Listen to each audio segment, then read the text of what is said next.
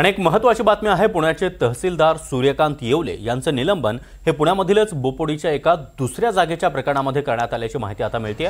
एकीकडे पुण्यातीलच मुंढवा येथील पार्थ पवार यांच्या कंपनीच्या नावाने जमीन घोटाळा झाल्याचा आरोप होतोय। असं असताना मुख्यमंत्र्यांनी या प्रकरणामध्ये चौकशीचे आदेश दिले होते आणि आजच सूर्यकांत येवले यांचं एका दुसऱ्या प्रकरणामध्ये निलंबन करण्यात आल्याची बाब आता समोर आली आहे। तर ही महत्त्वाची बातमी आपण पाहतो आहोत।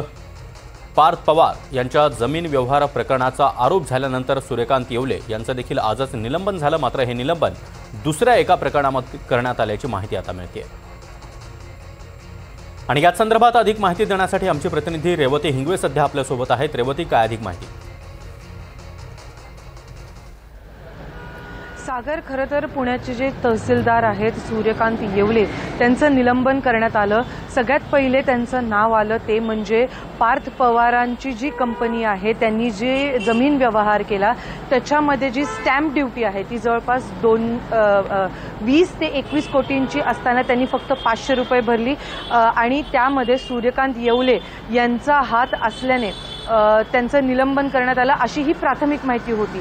परंतु आता एक सगळ्यात धक्कादायक बाब अशी समोर येते की सूर्यकांत येवले जे तहसीलदार आहेत ज्यांच्या हस्ताक्षराशिवाय कुठलाही जमीन व्यवहार होऊ शकत नाही, त्यांनी खरं तर पार्थ पवाराच्या त्या जमीन व्यवहारामध्ये नाही तर दुसरीकडे पुण्यातच बोपोडी परिसरामध्ये एका जमिनीचा व्यवहार केला होता। तिथे देखील त्यांनी त्यांच्या पदाचा चुकीचा वापर केला आणि खासगी व्यवसायासाठी जी राज्य सरकारची जागा होती ती त्या खासगी व्यावसायिकाला दिली आणि त्या आदेशामध्ये स्पष्ट असं नमूद केलेलं आहे की ॲग्रिकल्चर डेअरीसाठी जी जागा होती ती त्यांनी एका खासगी व्यावसायिकाला दिली आणि त्यामुळे त्यांचं हे निलंबन करण्यात आलेलं आहे। आणि त्या आदेशात असं देखील स्पष्ट केलेलं आहे सागर की जे निलंबित तहसीलदार आहेत सूर्यकांत येवले ते कुठलीही दुसरी नोकरी किंवा व्यवसाय या निलंबनाच्या काळामध्ये करू शकत नाही।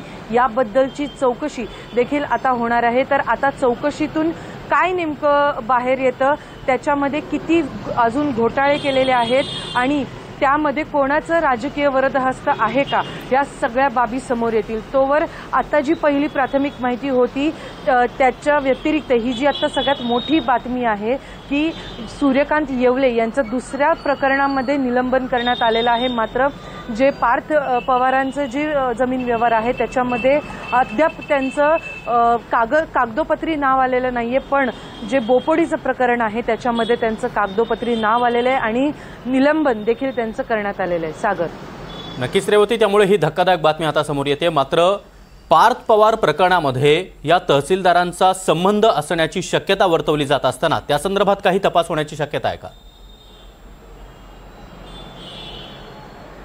सागर, खरं तर जसं मी उल्लेख केला की मुख्यमंत्र्यांनी याबाबतची चौकशी करण्याचे आदेश हे दिलेले आहेत। अद्यापही त्याच्यावरती काही ठोस असा समोर आलेला नाही कुठल्याही एका ऑथेंटिक अधिकाऱ्याकडनं, म्हणून अद्याप असं आपण ठोसपणे सांगता येणार नाही आपल्याला की या ह्याच्यामध्ये देखील संबंध आहे, पण अशी शक्यता ही वर्तवली जाते। आणि पण जसं मी मगाशी या गोष्टीचा उल्लेख केला की सूर्यकांत येवले यांचं निलंबन या बोपोडी प्रकरणात झालेलं आहे, तर आता चौकशीनंतरच हे समोर येईल की पार्थ पवारांचं हे जे जमीन व्यवहार आहे। नक्कीच रेवती, या प्रकरणाकडे आपलं लक्ष असेलच। धन्यवाद तुम्ही दिलेल्या या सविस्तर माहितीसाठी।